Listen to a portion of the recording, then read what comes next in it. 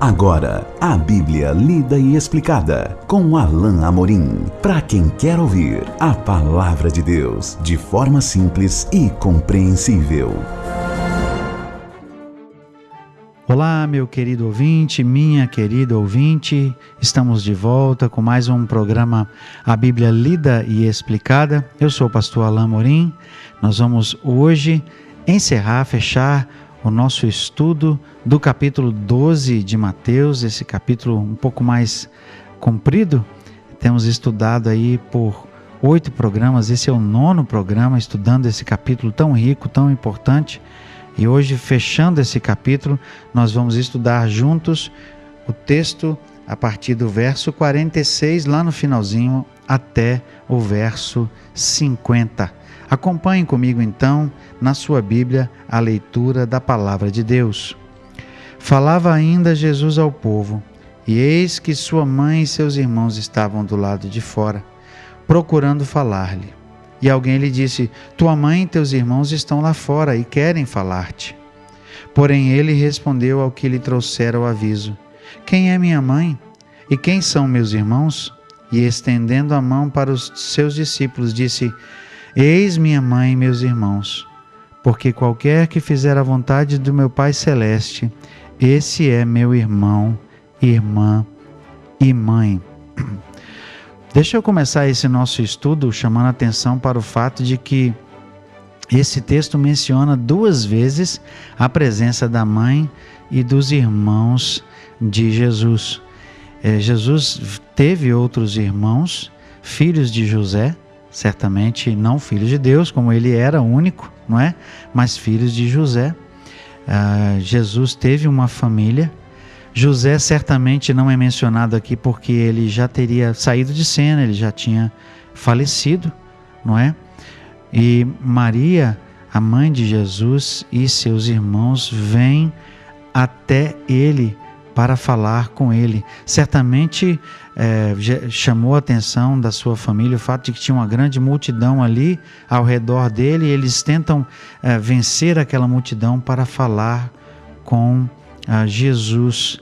Mas outra realidade importante que precisa ser também mencionada é o fato de que os irmãos de Jesus, e talvez até mesmo a própria mãe de Jesus, não criam verdadeiramente nele. A Bíblia diz que Maria guardava em seu coração tudo o que aconteceu.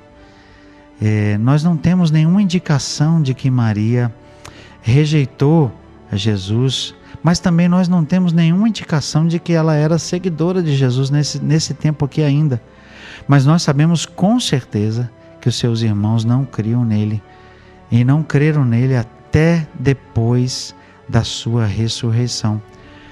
E é por isso que nós vemos aqui nesses versículos uma espécie de rejeição de Jesus, ou de denúncia, até mesmo para a mãe e os seus irmãos, por causa de sua atitude em relação a Jesus. Em dado momento nós vemos que os seus irmãos, não crendo nele, chegam a dizer para Jesus: olha, você tem que ser um mestre popular, você tem que sair desse nosso círculo aqui e ir lá para Jerusalém. O que você está fazendo aqui? Certamente Jesus reconheceu que seus irmãos não criam nele, e realmente nós sabemos que eles não chegaram a crer em Jesus, senão somente depois da sua ressurreição. Mas aqui a sua família vem até ele para lhe falar, são anunciados a Jesus, e nós vemos aqui uma atitude até um tanto chocante de Jesus, que não dá nenhum tipo de preferência a eles. Isso não quer dizer que Jesus não valorizasse a sua mãe e seus irmãos, mas isso quer, na verdade, dizer que Jesus colocou aqui em perspectiva que corretamente aqueles seus discípulos eram mais importantes porque eles estavam fazendo a vontade de Deus. Veja então comigo o texto que diz assim: ele respondeu no versículo 48, ele respondeu ao que lhe trouxera o aviso: quem é minha mãe? Quem são meus irmãos? E estendendo a mão para os discípulos, disse: eis minha mãe e meus irmãos. Jesus abriu os braços e apontou talvez com o dedo, circulando ou movimentando o braço de um lado por outro, dizendo: aqui estão os meus irmãos e a minha mãe. Isso aqui, interpretado corretamente, não quer dizer que Jesus estava negando que ele tinha irmãos e mãe de verdade. Claro que não. Jesus tinha verdadeiramente irmãos, filhos de José e Maria, tá certo? A Bíblia aponta para esse fato claramente. A mãe e irmãos de Jesus são mencionados 2 vezes seguidas aqui nesse texto. Então eles realmente existiam, eram verdadeiramente a família de Jesus. Mas o que Jesus quis dizer com essa expressão, eis aqui a minha mãe e os meus irmãos, olhando para os seus discípulos, era o fato de que, primeiro, os laços familiares não eram mais importantes do que os laços da família de Deus. Ou seja, não é porque Maria e Jesus eram irmãos carnais de Jesus que eles teriam por isso algum tipo de deferência, algum tipo de preferência, algum tipo de importância maior no reino de Deus. Não, no reino todos eram iguais e no reino todos deveriam ser discípulos. Então o que Jesus estava dizendo aqui, olha, esses aqui têm o mesmo status, eles são igualmente importantes para mim. Aqui estão meu irmão, minha irmã e minha mãe, como ele diz no final do versículo 50. Jesus estava dizendo, não há prioridade, não há pessoas maiores, mais importantes, mas aqui estão os que são maiores e importantes, os meus discípulos. Ou seja, se você realmente quer acesso ao reino de Deus, se você quer ser um discípulo verdadeiro, você tem então que reconhecer o Senhor, você tem que ser meu discípulo. Jesus faz aqui novamente um chamado para o discipulado. Ele está aqui dizendo, não são os laços de família que são mais importantes, mas os laços do reino. Os laços do reino são mais importantes. E ao mesmo tempo ele está dizendo, se você é um discípulo, se você é alguém que pertence ao reino de Deus, você é então minha mãe, meu irmão, minha irmã. Jesus estava aí igualando, equiparando e ao mesmo tempo dizendo que o discípulo era muito mais importante. E estava confirmando que o acesso ao reino de Deus não era por lugar de influência ou de importância, como talvez alguns deveriam pensar que Jesus deveria ter dado algum tipo de deferência aqui à sua mãe, aos seus irmãos.